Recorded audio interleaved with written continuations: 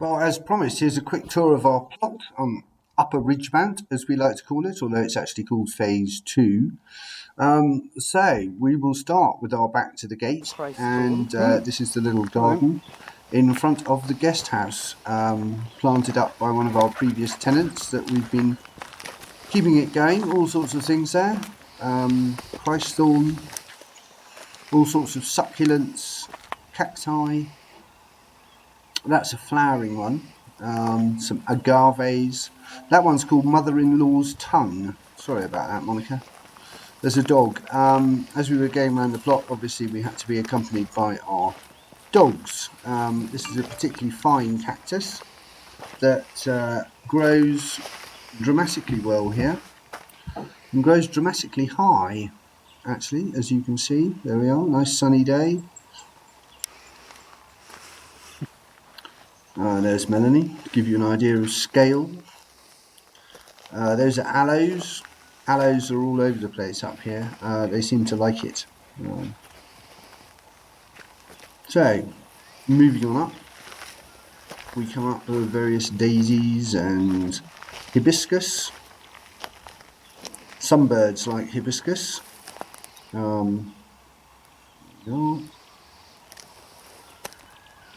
few more daisies. Try to zoom in on some plants for my mother, because she's very keen on those. So anyway, here we go. Walking up the path, there's the... oh, that's a bush. So we cut it right back about a month ago, and that's how much it's grown already. Particularly unpleasant bush, actually, because it's covered in horrible thorns. So anyway, walking up the drive, on our left is a very large pile of kuni firewood that we've collected from around the plot as we've been clearing. And we go on up here, and some big, there's a sisal plant, another thing that likes these arid conditions that we get from time to time up here in Gilgil. That's the container there on the right hand side. Got that in, Melanie calls it my man cave. It's where we keep all that sort of stuff. That's a mahogany tree. We actually got that, we grew that from a seed that we got when we were down at the coast in Arabuko Sokoke Forest. I didn't think it would grow, but it seems to be quite happy. Quite a few weeds. This is a bit that we tried to plant stuff on, but it's not very fertile soil. However, the tree tomatoes, the tamarillos, they really like it. There we are. So we put those in as little seedlings sort of late July, and they seem to have done quite well. But this particular bit of plot, the soil's very poor. We've got a little bit of topsoil. Those are the domestic staff quarters. There we are. There's the container, just having a little look round.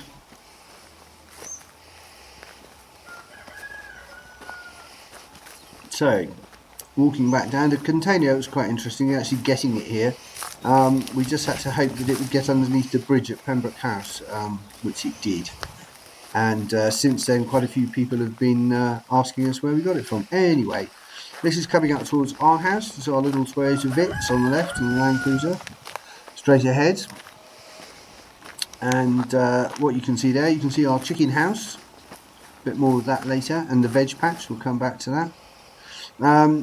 When I was filming this, we were having some solar panels installed on the roof. So they provide electricity for everything in the house. Oh, here are the chickens. It's our cockerel, it's rather fierce.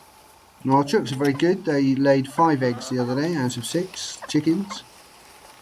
So this is the veg patch or veg palace.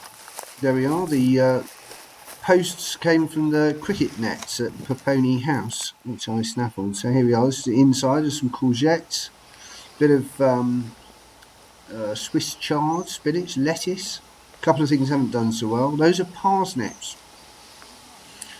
Surprisingly, they seem to be doing all right. We've got some strawberries there. Moving on, we have, what are those? Peas, some potatoes. Moving on up, we've got some little seedlings and cuttings and things. We've got French beans there on the left and broad beans on the right, who are doing quite well. There's more potatoes. And that's a self-seeded beetroot.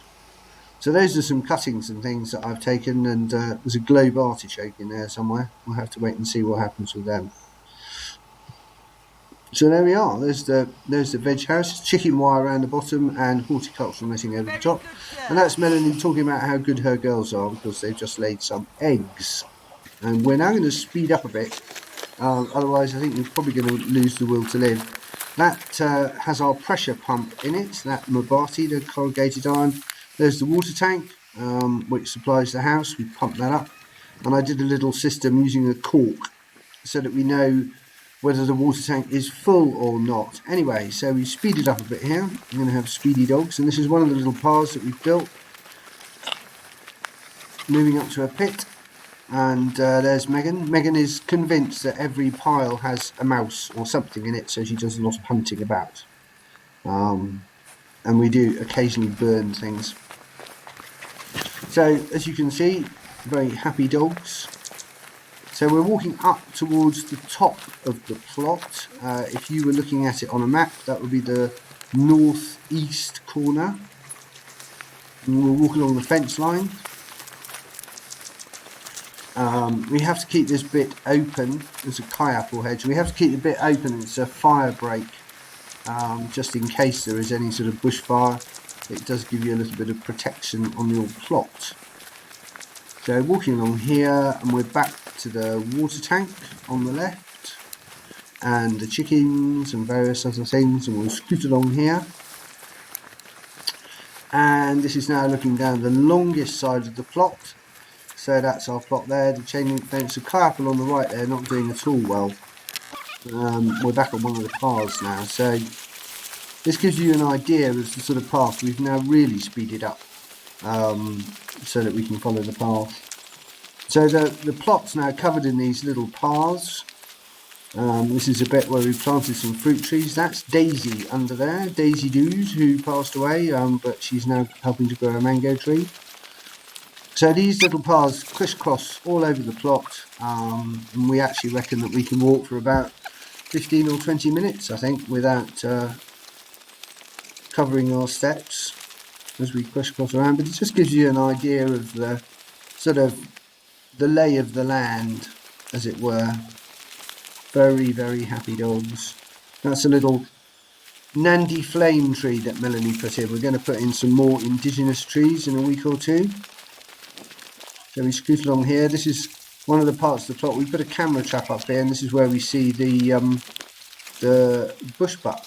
So looking along the bottom of the plot. Just thought I'd pop up here, show you what an aloe looks like when it's in flower. There we are. Mostly orange. Very occasionally you get yellow ones. That is very sought after. So let's scoot up here. Here we go. And we're now walking back up the plot, back up towards the houses. There's another Nandi flame tree.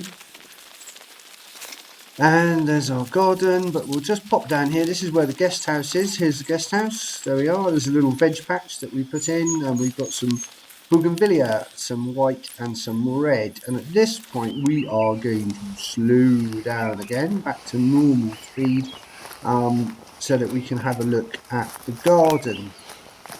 So that's, as it were, the front of the house, looking out down the Rift Valley. Water tanks underneath the patio. Those are the warthogs, our family of warthogs.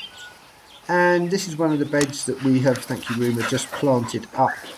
So we're just doing it slowly at the time. There's a poinsettia. Rather than trying to dig out huge beds, we've just started small. And we'll see what works and what doesn't. But we do get a nice variety of flower. Here we are. Not quite sure what that is, but it looks very nice. And no, that's a fuchsia. No, fuchsias quite like it up here. Some little bougainvillea down there at the bottom. Megan and Ruma, when they get very hot when they're out on their walks, they like to come and sit underneath the trees in the shade. So here comes another very hot dog up over the path, and we are going to, yes, do what spaniels do. There we are. So they like to sit in the shade because they get a bit warm.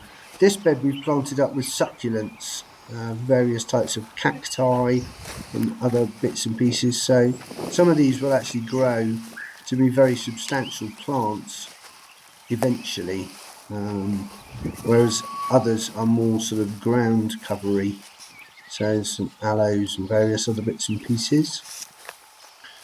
As we walk down, that's where the electric fence used to be, along that line between the sort of cut grass and the rough grass. There was a horrible old electric fence. One of our previous tenants put it up, but we've taken it down. It just makes an amazing difference. And then this circular patch, I think the previous tenants had a trampoline here, but there's a bird box. We have actually moved it since I took this because nothing was interested, but there we are.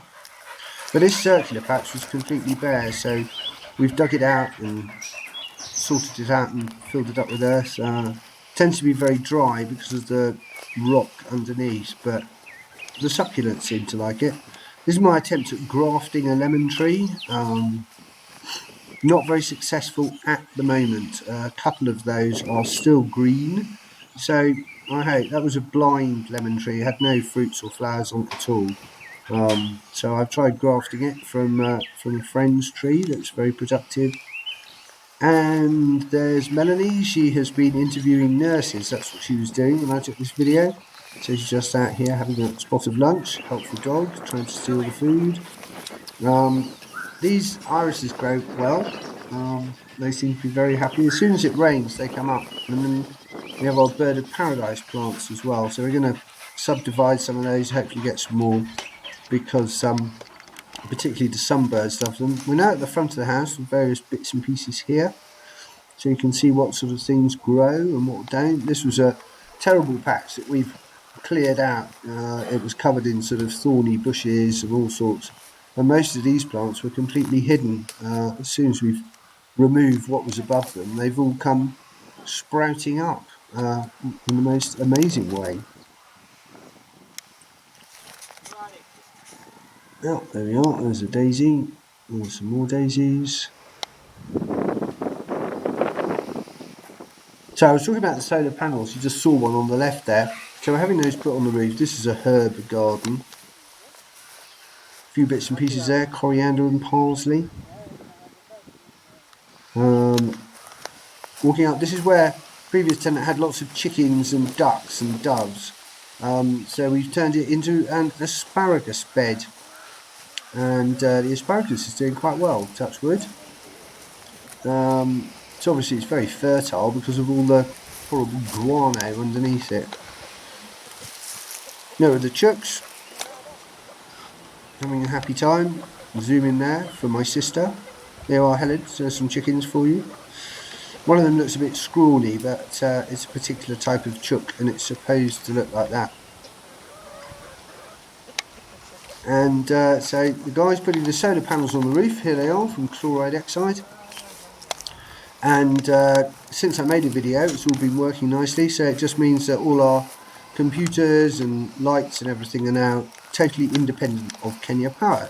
So these are the guys putting the panels on the roof.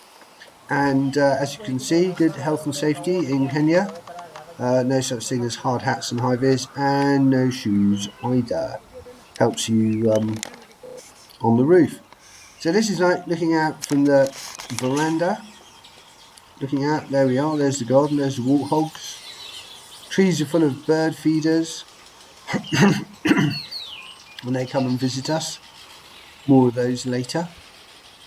And looking in here, here's another bird, a grey parrot. There she is. This is our veranda.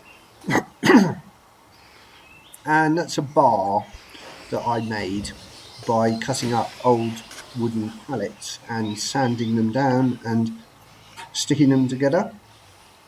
So there we are. So the bar is now in place with a little backgammon set inlaid into the top.